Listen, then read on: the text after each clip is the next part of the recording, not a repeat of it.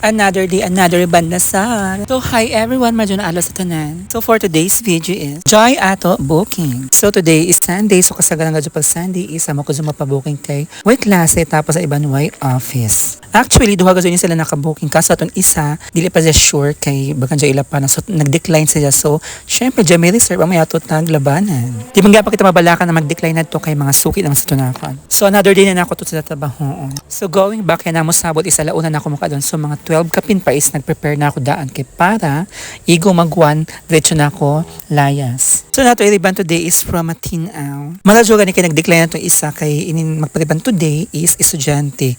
So kay Sunday man kuman na isa bakante kay silong klase naman dyan. Ato isa pwede dato anytime kay di mato estudyante. So kay ladyo masaman Matinaw, next barangay pa man. So we need gazon magbiyahe. So magmotor gazon kita. My God, gabi kasuga. Pero sige ra kay laban na para sa economy. So while riding ako tang video and palibot kay kagana magutang tawon. So after 2 minutes abot na dyan ako sa barangay Matinaw. So kusog ba gazon ako jagan kay nakabot man ako ng 2 minutes sa tabang. So anyway, pag abot diretso dyan tirada. So amin ang kondisyon ng buhok nan ako iriban. So inis na klase na buhok is bagaon kay last riban na mo is hapit kami mag isa ka adlaw na nahuman kay first time pa matunid siya. So kuman second time na niya. So after mga 1 year or and a half nagpauto na sab si Jack kay grabe nakakagkago ng ija buhok. So kay grabe may nikabangtig na buhok ako gusto tag sigurado pagluto ija buhok. So mga 1 hour gihapon kami nagbabay. Kay para sure na luto na gad.